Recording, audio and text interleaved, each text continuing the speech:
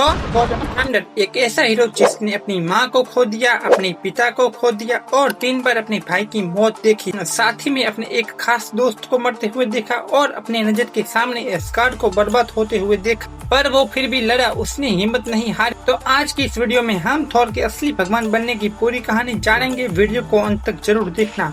कहानी की शुरुआत होती है चमचमाते एस्गार्ड से। एस्गार्ड के राजा ओडिन के 2 बेटे हैं, थॉर और लोकी।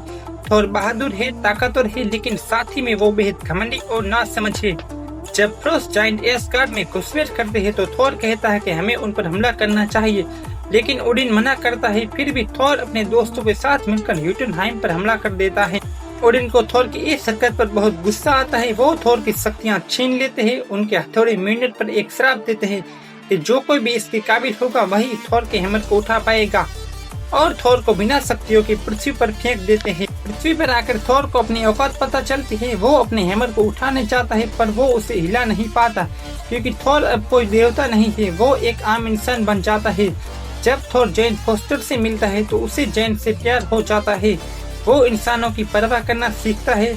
जब उसका भाई लोकी तख्त के लिए थॉर को मारने के लिए डिस्ट्रॉयर भेजता है, तब थॉर दूसरों की जान बचाने के लिए अपनी जान कुर्बान करने के तैयार हो जाता है।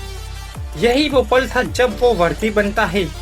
मिनर उसके हाथ में वापस आता है, उसकी शक्तियां लौटती है। फिर वो एस्गार्ड जाता है। वहाँ पे थॉर और लोकी के बीच फाइट होती है, पर लोकी अपने आप को अंतरिक्ष में फेंक देता है। इसके बाद थॉर पृथ्वी को बचाने के लिए अवेंजर्स टीम का हिस्सा बनता है। वो अपने भाई लोकी को रोकता है, जो न्यूयॉर्क पर हमला कर देता है। थॉर लोकी को कैद करके वापस एस्गार्ड ले जाता है, लेकिन थॉर की जिंदगी में दुख अभी शुरू ही हुए थे। Thor the dark world movie में मिलिकित ब्रह्मांड को अंधेरे में डुबाने की कोशिश करता है, इसलिए वो जैन से इथर लेने के लिए आता है, पर फ्रिगा उसे रोकती है। इस जंग में थॉर की मां फ्रिगा की बेरहमी से हत्या कर दी जाती है। थॉर टूट जाता है, लेकिन वो रुकता नहीं। वो लोकी के साथ मिलकर मिलिकित को हराता है।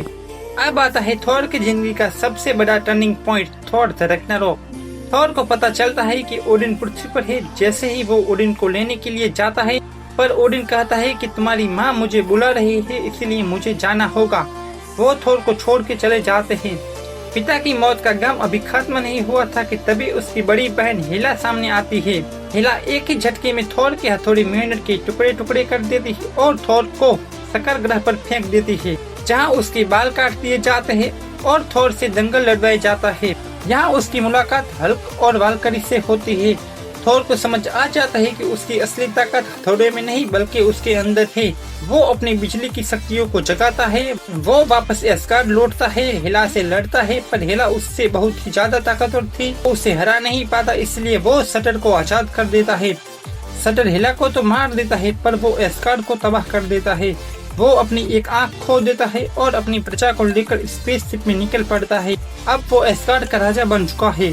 जैसे ही थॉर को लगता है कि अब सब ठीक हो जाएगा, तभी थेनोस अपनी शिप के साथ थॉर पर हमला कर देता है। वो थॉर को बंदी बना लेता है। थेनोस थॉर की आधी प्रजा को मार देता है।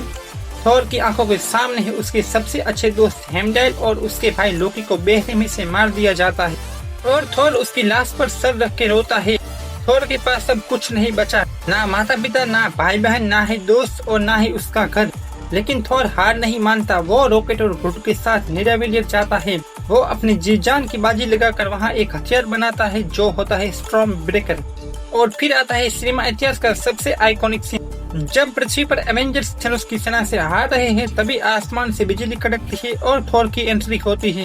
और अकेले ही पूरी सेना को तबाह कर देता है। वो स्टॉर्म ब्रेकर को सीधे थेनोस की सीने में उतार देता है, लेकिन थेनोस कहता है कि तुम्हें मेरे सर पे वार करना चाहिए था, और वो चुटकी बजा देता है।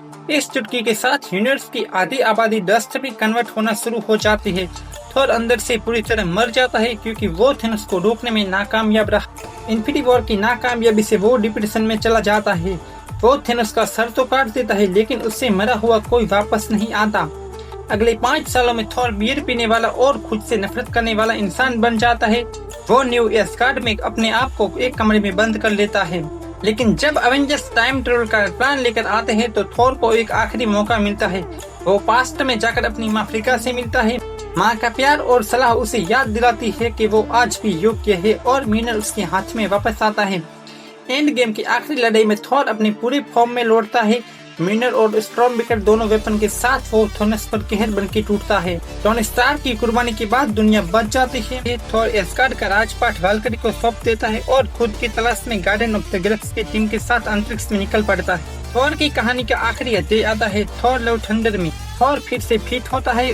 उसे पता चलता है कि जैन फोस्टर को कैंसर हो चुका है और वो मिनर की वजह से माइटी थॉर बन चुकी है। दोनों मिलकर गॉड बुचर गॉड से लड़ते हैं। इस लड़ाई में जैन अपनी जान गंवा देती है। थॉर एक बार फिर अपने प्यार को खो देता है, लेकिन इस बार वो डिप्रेशन में नहीं जाता। वो गॉर की बेटी लव को गोद लेता है और उसका पिता बनता है। अब थॉर अकेला नहीं है, वो एक रक्षक है और पिता भी। तो दोस्तों, ये थी थॉर ओडिनसन की पूरी जर्नी।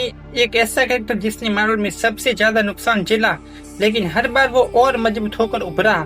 थॉर का कौन सा ग्रुप या कौन सी फिल्म आपको सबसे ज्यादा पसंद है, कमेंट सेक्शन में जरूर बताइए।